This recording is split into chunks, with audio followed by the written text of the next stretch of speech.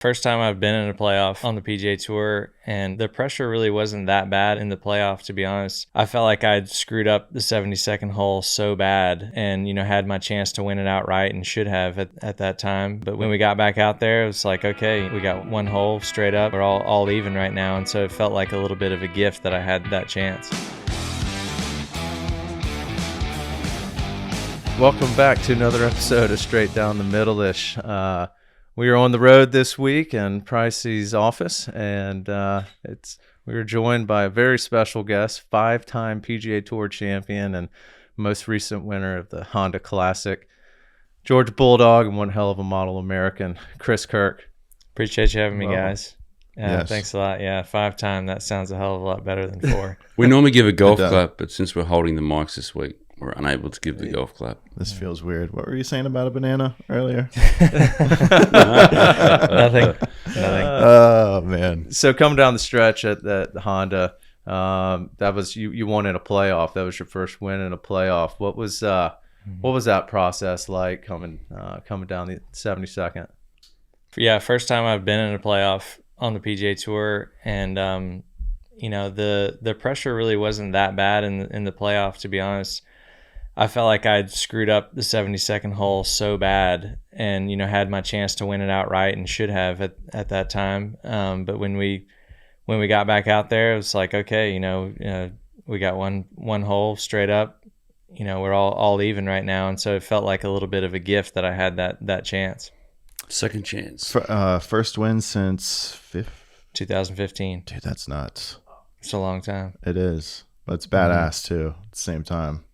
Thanks. Yeah, it was funny when I got done the playoff and when I won. It was like, the emotions for me of it, it being so long, so much has changed in my life since then. It was like, I was very like kind of teared up, and then I had Chromie, my buddy, caddying for me, who's thank God been caddying, off and on for a couple of years, and he was just like on cloud 12, really? Just absolutely pumped, ready to like tackle me. So the contrast of emotions that he and I had going on, I don't know how apparent that was, but like I'm about ready to cry, and he's just like giving me a huge hug and just like so pumped. It was just like we are on two different planets right now. Pure joy. Yeah, that's awesome, man. So I want to go back to that the drop that you took, and I don't know if you remember, but right before you were about to swing, some kind of raven or crow lands right in front of you. You have to back off. I mean, yeah, the loudest bird in the state of Florida that just like landed right in front of me and starts like screaming at me, like looking at me, like, all right, I've just screwed this up, hit a ball in the water. Like I know, the bird's just like yelling at me. And was that maybe a metaphor for the alcohol? Maybe screaming at you, and you had to pass the test, and you passed the test. Maybe so. I don't know. I didn't quite see that connection at the time, but it was just like, it was coming back. It was coming back. Yeah, it was just kind of. It was, that was my natural reaction, was just like to laugh. It's like, really, like I'm already in like kind of panic mode a little bit right then. Yeah. It probably helped a little bit. To slowed be honest. You down. It yeah, slowed me down, and even this. You look on TV. You look so smooth, and I guess Azinger said something like you look like an emotionless robot. Is that what he said? I heard. So I think that actually helps. But getting into a spot like that, even the calmest guys, it's moving fast for them. Oh yeah, very, very fast. Yeah, I mean, there have been other times in my career where I definitely felt more comfortable in that position, but because it had been so long since I'd won, and I knew that I was going to be just as nervous, maybe even more nervous than Eric Cole in that situation, just because it had been forever, it felt like, and I've had some chances and hadn't been able to get it done, and so that can kind of almost weigh on you more sometimes than trying to get it done for the first time. And you mentioned your caddy. For those that don't know at home, Pricey also works for you a little bit from here and there. And I heard you kind of go through a few different guys. A couple of times a year just to make Chris appreciate his other caddies. I'm like the guy that flies private, that once a year they'll go back and fly Southwest just to appreciate flying private. The Greyhound. Before we go into the caddies thing, let's go back to Honda real quick. You bailed on Riviera. Mm-hmm. $20 million purse, short field for the Honda regular purse, regular field. Mm-hmm. I mean, not a lot of guys would do that, but damn, what a decision. Yeah, I look pretty smart now. Yeah, don't you I? do. Yeah, you do. But if you look at it, it was basically the only decision, really. Well, I to be honest, when can you walk us through yeah, sure, that? So I've always, I think I've played Riviera 3 times in my career. I would put it easily top 10 favorite golf courses that I've ever played. Mm-hmm. It's unbelievable. Anybody that hasn't been there. But I just have a real strong tendency to shoot 74 around that place. Yeah. And I've played 3 times. I made the cut once, and I think I finished 30th, something like that. And I just remember walking off on Sunday and was like, that's as good as I got. Like it was just one of those courses. I don't really know why. It just doesn't suit me as much as I enjoy playing it. But then this year, with the elevated purse events, you feel obligated. Like you feel like if you're in those tournaments, then you should play them. And I was like, oh yeah, I haven't been there in a number of years. Maybe I'll go give it another shot this year. And so I didn't play Pebble, which I normally play. And so it was like, all right, I'll do Phoenix and Riv, and then I'll take a week off, and then Bay Hill and the Players. But after I think it was Saturday of Phoenix, I looked at the forecast for the next week and saw it was going to be really cold, and playing Riviera on like an 80-degree sunny day sounds amazing, but that's a long golf course for lows in the 30s and highs in the 50s for me, who's an average length hitter at best anyways. And so I was just like, I'm going to be flying at like 270 out there and hitting 4-iron in every hole, and I'm going to shoot 74 again. So I might as well go home for a week and go to a place at the Honda where I've played well the last few years and feel like I've got a legit chance. Also like Poana versus Bermuda. Also you're just inside the top 50 in the world, trying to maintain that for Augusta. The Augusta cutoff is in a few weeks. So, and when you text me to say Phoenix and LA to caddy, my first reaction was, I understand the elevated purse. I'm not a player anymore, but I was like, that's weird. Kirk's playing LA, because you've been in the top 10 heading into the final 9 holes 2 or 3 years in a row at Honda, and a 8th place at Honda is going to be better than a 40th at LA. So yep. All right, getting back to the caddies now. Do you just get sick of them? What's the deal? That's basically it. Yeah. I get it. Yeah. That's basically it. So early on in my career, I would hire guys, and then 2-3 months in, I would just be like, it would just fester, and I would be in such a bad place mentally. And I knew that it was, so I would get mad at them for like the most ridiculous stuff, just like stuff that is not like, and I knew the way they look, like, their face. Exactly. Yeah. Loud and so it's like, I knew that it was ridiculous that I was getting mad for these reasons. And so I just wouldn't say anything, and it would just build up, and I would finally be like, I'm sorry, I have to fire you for no reason.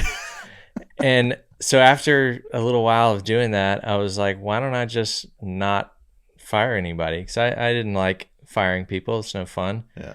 And so now for the past 14 years probably, I've just basically contracted out. So I'll say, whether it's Aron or Michael, or at Bill Harkey for quite a while, GW, a lot of different guys that I've had off and on, I'll say, hey, can you work these 3 events?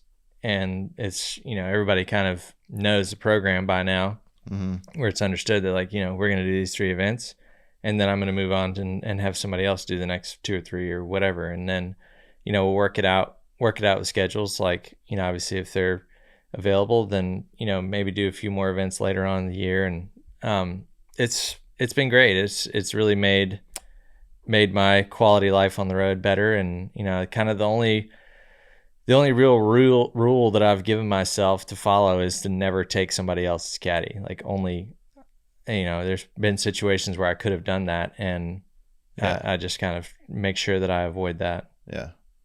Well, I say it's paid off for you. It's worked well. You're one of the first guys to do it. You're one of probably maybe someone else who's got in between status, who doesn't have the luxury of getting the guy they want, but you'd be the only full-time guy that does it. Mm-hmm. Yeah, it can cause some logistical difficulties every now and then. You end up in a spot where maybe the couple guys that you'd like are not available or whatever. But yeah, and you got to reach out to Aron. Yeah, and then you have to call Aron. Canada last year, I had to say no because I had shit on, but I think Kirk finished 6th or 7th. Yeah, finished 7th that week. I missed out. But if we want to go back to this, if it wasn't for my shit caddying in Phoenix and you make the cut, you probably play the weekend. It's probably enough to make you go to LA. Yeah. My shit caddying, you pull out, smart decision, and you win Honda. So we haven't really It's going to be what percentage of the $1.5 million? It's going to be a post negotiation here. Do you think that you just probably not 50-50, but probably like 51-49 or something like that. We'll keep negotiating. Maybe 0.00001. Yeah. I know you're great to these guys too. I mean, I'm buddies with, obviously Aron and GW, and GW just rants and raves about you, man. Tell the Scott Sajanek's story. That's good. From 20. That's nice of GW. Yeah, that one's 2013. That one's funny. I don't tell it very often. But yeah, that's a key. It's another key to making what I do work. Is like, if I was a dickhead to everybody that caddied for me, there wouldn't exactly be guys lining up to come fill in. There still would be. But people would still do it. Yeah, but I mean, you would probably still. But. No, I wouldn't. But there's plenty of guys that don't have a bag for the week that would run and jump to caddy for Chris Kirk. I know what you're saying. I agree with you. Yeah. So the sad story that Aron's referring to, 2014, so 13-14 that year. I won twice, had a great year, finished second on the FedEx Cup, and so after that it was a $3 million bonus, 2.5 cash and 500 into my retirement, and so I felt like the right thing to do was to pay out 7% on $2.5 million, and so I went through my year and I had like 8 different guys caddy for me. I think I broke it down to a per event, and I think it may have been like $8,000 or $9,000 per event. So everybody got credits or whatever. So Harkey got a lot of that. He caddied for probably half my events that year. Scott Sajantak caddied for me at the John Deere, and I missed the cut. One of 2 cuts that I missed that year. Okay. And so I didn't say anything to anybody. I just, I had everybody's addresses, and so I just sent a check, and I don't think I even said what it was for. And so I get a call from him. He's like, "What the hell is this check for?" And I just went straight into the math. Like, I played 28 times. This was, 7% of $2.5 million is whatever. 1/28 of that is $8,000. And he was like, you realize that we together accrued a total of 0 FedEx Cup points. And I was like, yeah, it doesn't matter. I was like, I think this is the right thing to do. And so he's hopefully Kirkie wins the FedEx Cup this year. Yeah. Well, that dude, I was with GW last week, and he was, GW would have got some of that money too, for sure. Did you ever win with GW? Yep. You played. Were you leading after the first round this week? No, Rom was. Okay, yeah, but you I shot 5 under. Yeah, because you were up there, and because I was like, who's leading? And he was like, oh, Kirk's in the lead. He goes, he's gonna win. He goes, it's gonna be great for GW at the end of the year. Love it. Tell Kirk to bring me back. What a man of integrity, though. That's a great story. Yeah, it is. Not a lot of guys are doing that, man. That's awesome. Thanks. Thanks. So your swing, I mean, you live in Tempo Town. How long have you had that type of action? Rolls out of bed with that, dude. Right? Yeah. Yeah, I've played with Matt and Aron for a lot of years, so it's kind of always been that way. I certainly work to maintain it.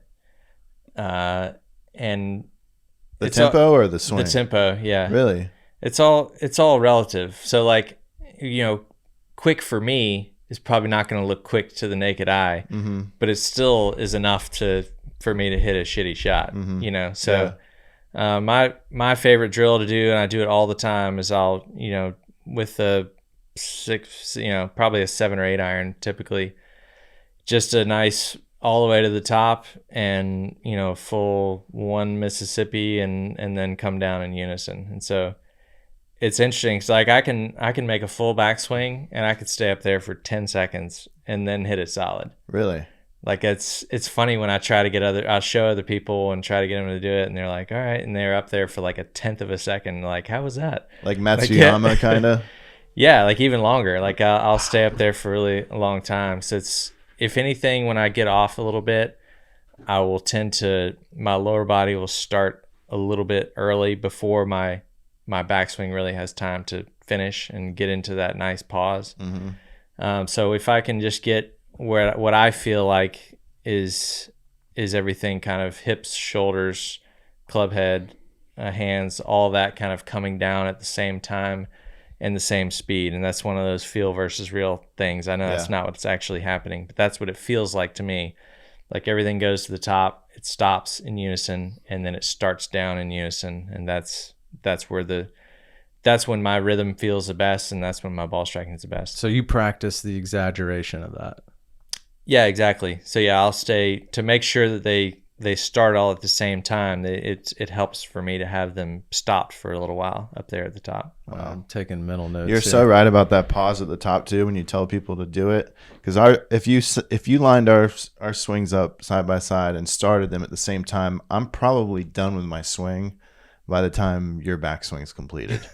And it'd be pretty close. Yeah, but to your point, there are times, like I've had coaches where they'll say, all right, just try and pause at the top here. And I think I'm just fucking camping out up there, man. And there's no pause. There's no pause. Yeah, it's hilarious for me to watch people try to do it, because people are just not physically capable of stopping. I'm teaching Liam, he's 10 now, but he's not super into golf. But when he gets into golf, I am making him pause at the top, because you can't teach that later in life. It's not something you can all of a sudden just get a pause at the top.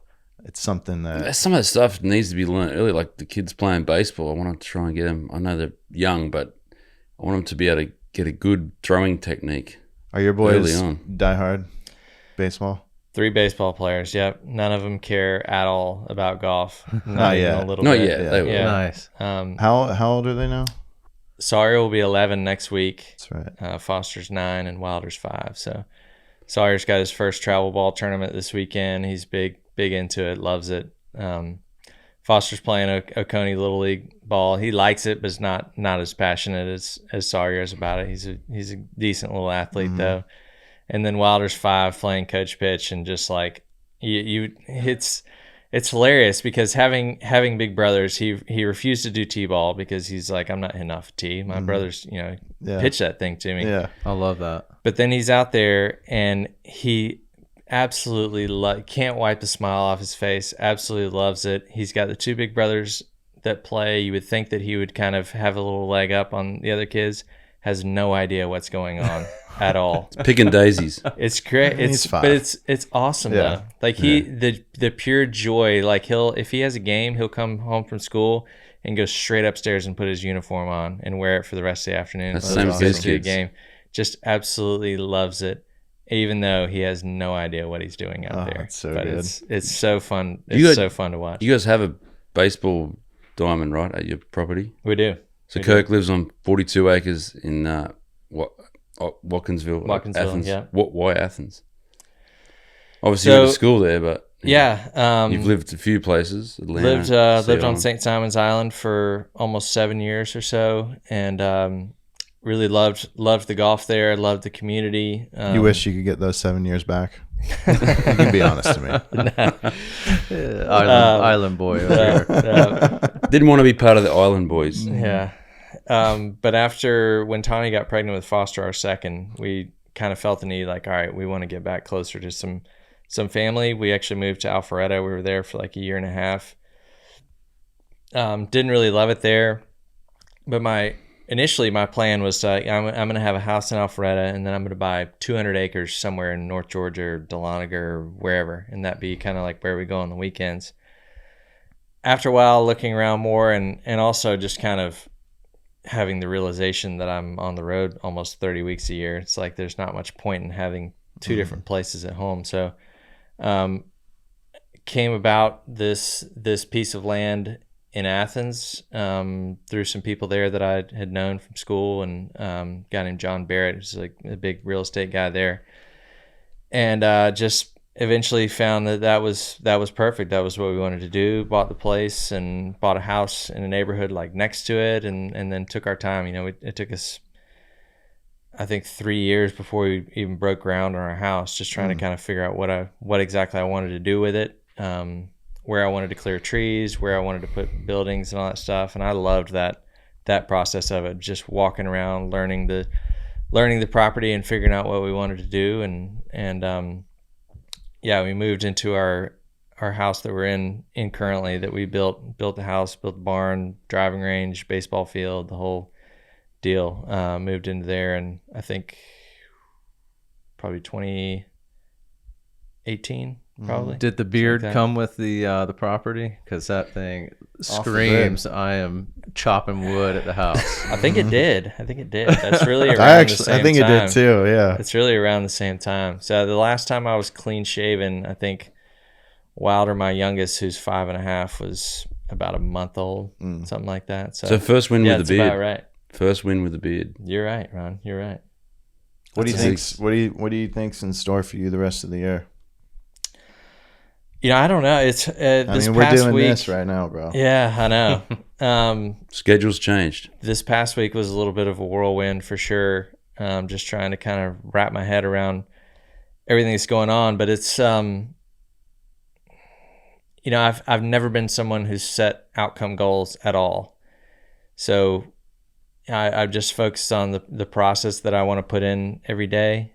And, so I've never had goals like of even like, oh, I want to win 3 times, or I want to do this or accomplish this or whatever. Like, I feel like if I take care of the small things and I do what I want to do, then the results kind of take care of themselves. But right now I am kind of probably in need of a little bit of a mental reset. Like, okay, what now?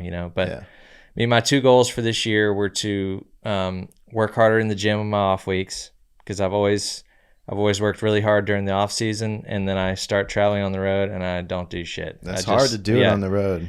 Yeah, and especially like the real focus for me is to just crush it of the weeks that I am at home. Like I'm gonna go work out today, but it probably won't be anything too crazy. But really, like, go hard on my weeks where I'm at home. And then I found myself last year in the fall, especially, falling into a bad habit, like with my self-talk on the golf course, and I was getting into way too often where I'd, hit a bad shot or have a bad hole and be like, oh, you suck, just kind of like almost like a depressed, like, down on myself kind of feeling. And so I've tried to make the beginning of this year, this was, like I said, this was one of 2 goals. So this was big for me. Switch that to more of a, you're better than this. Like, I can get pissed off. It's better for me to get pissed off than to, I'll never be somebody that walks around there and be like, oh, it's okay. I just hit it in the water. That's fine. Yeah. But people think that just because of the persona, the weeks they see you're playing well, Paul Azinger. But obviously not the case. There's no one that's ever succeeded at golf that didn't get pissed off. The quietest ones get this sneaky pissed off. No, I get really upset, but I'm fine with that. I'm fine with being pissed off, but it needed to switch to a place of like, like I said, you're better than this. To expect more of myself. That like, and that's just like as a total. Even though it's 2 different variations of being angry, it's a complete 180 in how you feel about yourself. It's wild. That's the only place it really happens to is the golf course. I mean, you don't get home, you're like, oh, I was such a bad dad today. I mean, you can really rip yourself apart. Yeah, you obviously goes without saying you can't hang on to it. You need to get mad and get rid of it. I was always very good at that. It's damn near impossible for your golf when it's going bad to not trickle into. I used to joke that I would fight life. Mike Tyson after a 3-putt, and I probably would have. He would have punched me in the face, but I would have wanted to be punched. They in the need face. punching bags behind every green. Yeah. And you can decide what you want to do. You can kick it. Karate kick. That was a signature move. Yeah. Yeah. Seen it. Yeah, Sawyer dropped his iPad on his toe the other day while we were in Orlando, and he's like looking at it, swollen a little bit. He's like, do you think my toe's broken? And, talking about it. I was like, yeah, I mean, it maybe is and maybe isn't, but you know what you can do for a broken toe is nothing. Last time I broke a toe, I took a week off and then I just kept playing. Yeah. He's like, how'd you break your toe again? I was like, I kicked my golf bag hard. I remember that. Yeah. It happens. What about, all right, so you're a huge baseball fan. You probably watch 90% of the Braves games. Mm-hmm. You've said you've thrown a few first pitches out at UGA games. Mm-hmm. You think you'll get the first pitch for a Braves game now? Call up? You're friends with Terry McGurk. I can't believe you've never done it before. I just haven't asked. Come on. Yeah, there's a lot of baseball games in a year. We're asking for they gotta have here. room for Chris Kirk. Terry McGurk probably listens to this podcast a lot. I'm sure Terry's listening, for no doubt. No, I need to ask. I would love to do it. I've done it at a AA Mississippi Braves game. I've done it at UGA a few times, and yeah, it's I definitely love baseball. Love the Atlanta Braves. I watch every game. I work out at a baseball performance place at home. I probably throw 2 bullpens a week. Really? Yeah. Really? What can you throw? Get this man in. Have you been on the a gun game. lately? I have been on a gun lately. It's embarrassing. Is there an 8 in front of it? No, Really? not even a 7. Whoa. Ooh, that is. You got torn 68 is labrum? bad. I just am not athletic. Really? That's really what it is. Yeah, See, folks, if you're not athletic, not athletic. take up golf. I'm only good at. You can make millions of dollars. You were a I play all skateboarder when sorts you were a of- kid, right? skateboarder. I have good balance. I have Yeah. good rhythm. But no, I'm not. You could be doing orchestras. Yeah, I don't have the natural athleticism. I'm not. So Matt is a naturally pretty athletic guy and is also convinced, which I'm not sure that this is true. Where's Ooh. this going? Matt is around, convinced. turning it around. So this I has like been this. this has been years since I've heard this. Wish but he was a little bit I know taller. that Matt is convinced that if he had not made it on the PGA Tour, he would have played some other professional sport. 100%. You and David he's Luteris. still- Luteris he's still- is the same. 100%. Matt is 100%. Like convinced if at the time in my life when I was like, all right, I'm choosing Squash. golf is choosing it. golf. Professional Yes. squash If I would player. have chose baseball at that time, I 100% think I would have made it. Just because of Single A. how We're talking crazy I single A. was. I was a psycho about golf, Yeah. like getting That better makes and sense. shit like that. And I'm not saying it, and I really don't mean it in a You could have been the Cocky greatest or- squash player of all time. could have been. You never know. Lacrosse. Fuck. Lacrosse was screaming for Matt every 25 Well, years ago. I loved baseball when I was in like middle school, but it was very, very obvious that I was not talented enough to. God, that's hard for me to believe, man. I was a little shrimp. I mean, like my beginning of high school, I was like 5'6", 100 pounds. Kirk, when I first met Yeah, you, it's you gotta were, be. you in 2003, you couldn't have been more than 130 pounds. What are you at now? What are you at now? I weigh 190 now. Yeah, But yeah, my he's a my hawk. Unit freshman now, dude. my He is. freshman physical at Georgia 6'3", 142. Oh my gosh. It's like anorexic. Remember, you were foreman from the '70s show for a while. You kind of Yeah, looked like fratty him. hair Yeah. back then. Yeah. Yeah. But no, I remember my senior year of high school. I got out at like 11:30 work release. I think the assistant pro of the golf course signed the thing and said that I worked there. And so I would go every day 11:30. I pretty much alternated days, Zaxby's or Chick-fil-A.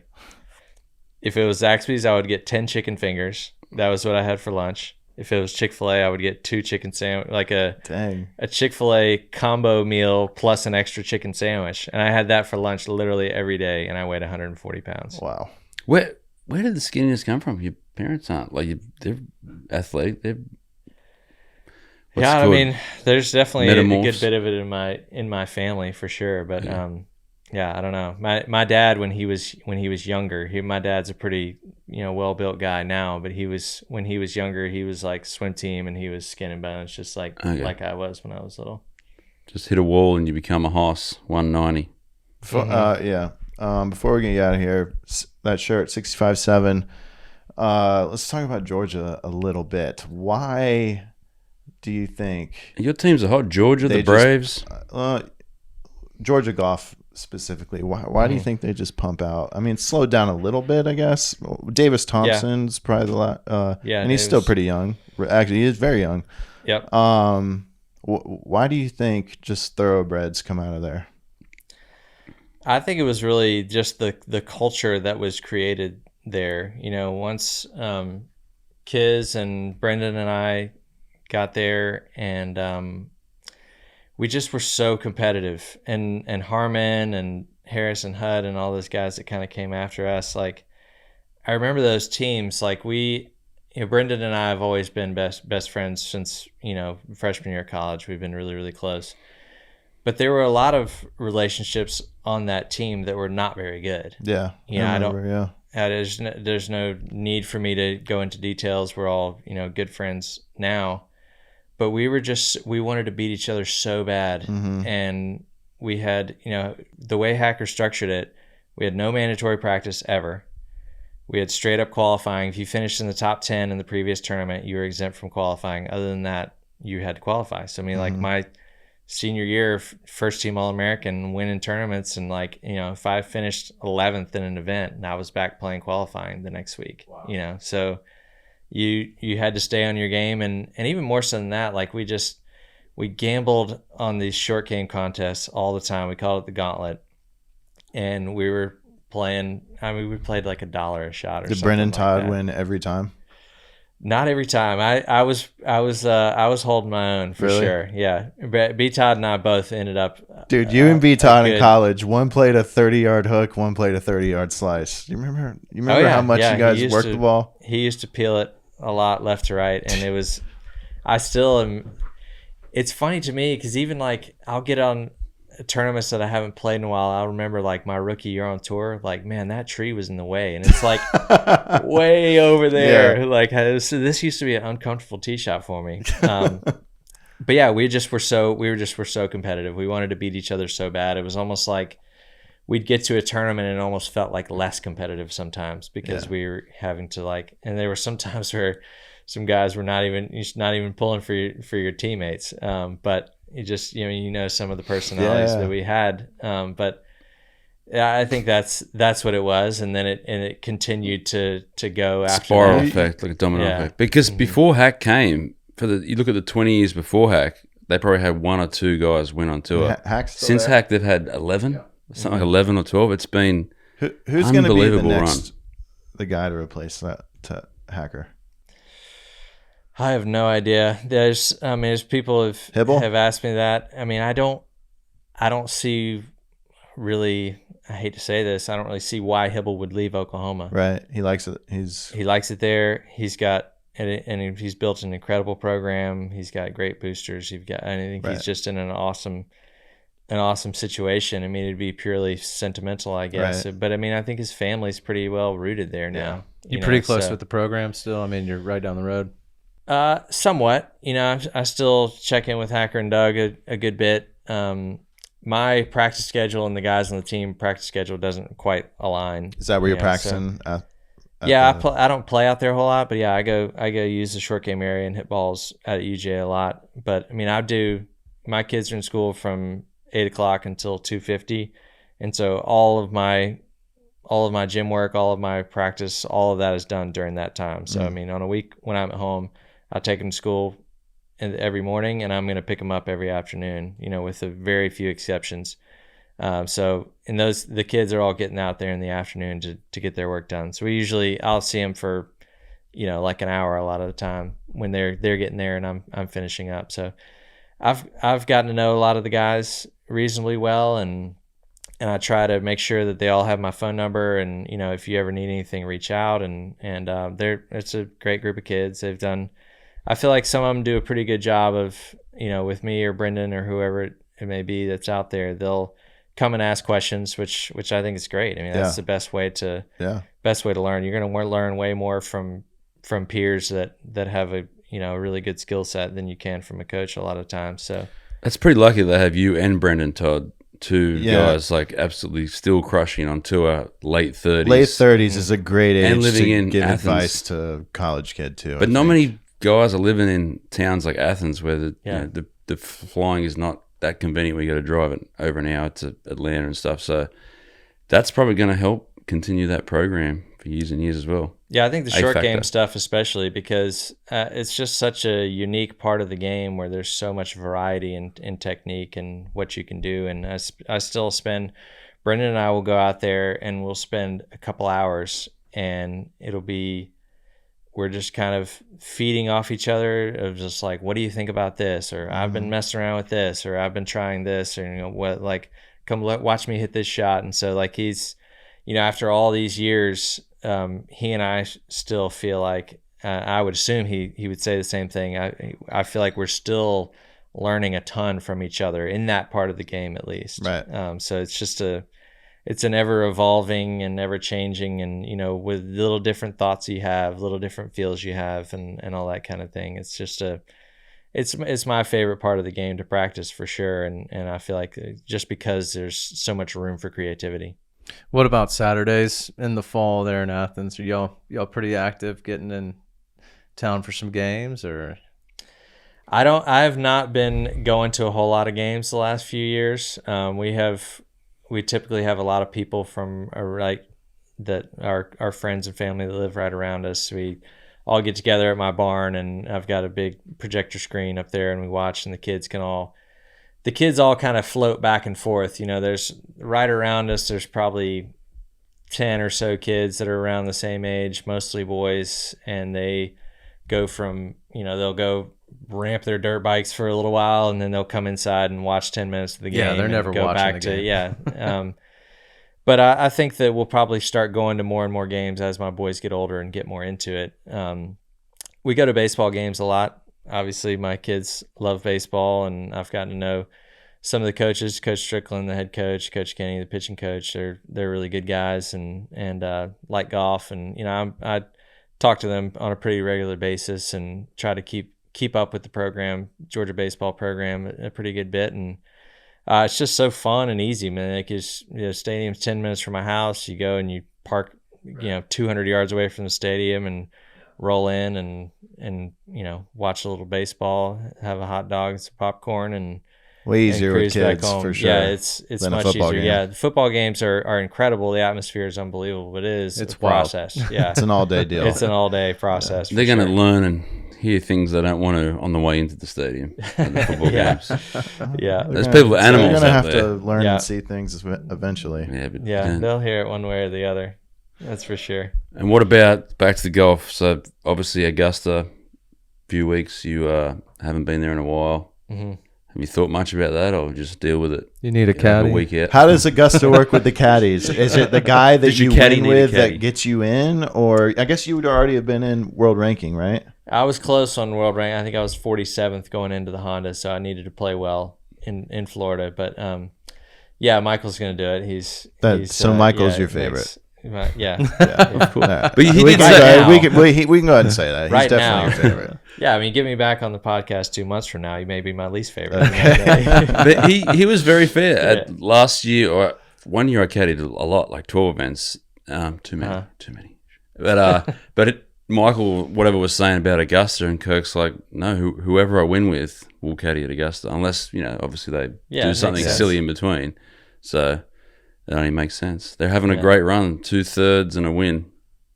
I don't care if you hate the guy, or he steals your kid's lunch. You got to use him. Oh yeah, I was gonna say nobody hates Chris Kirk, bud.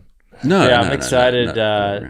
So next Wednesday, I think. Yeah, practice round. I'm gonna go over. So Terry McGurk, because he was saying, is a good friend of mine, who one of the main guys that runs the Atlanta Braves, an Augusta member. So he is going to be nice enough to host myself, Chromie, and then my trainer, Jake, who was the catcher at Georgia for the same 4 years I was in school. He's like a scratch to maybe 1 handicap, maybe +1, somewhere around there. He's a good player. He's never played Augusta. That'll be cool. And so he's going to take us over there. But yeah, I told Jake that last week, and he called me one day, like 2 days later. He's like, dude, my hands are killing me. He's like, I hit balls for like 4 hours today. I'd never done that before. I'm just like, dude, you need to slow it down. Like, if his hands are too sore, I've never played Augusta either, so I can I'll come and caddy for someone or something, hide in the bushes. Unbelievable. Yeah. Well, it's going to be a lot of fun to watch the rest of this year shake out. We got you in the backyard this week with the players and get to watch you in all the majors this year. So I want to say thanks for coming and making the time to chat with us. And yeah, thanks, dude. Appreciate it. You're Absolutely. the best. Yeah, good to be here. Appreciate y'all having me.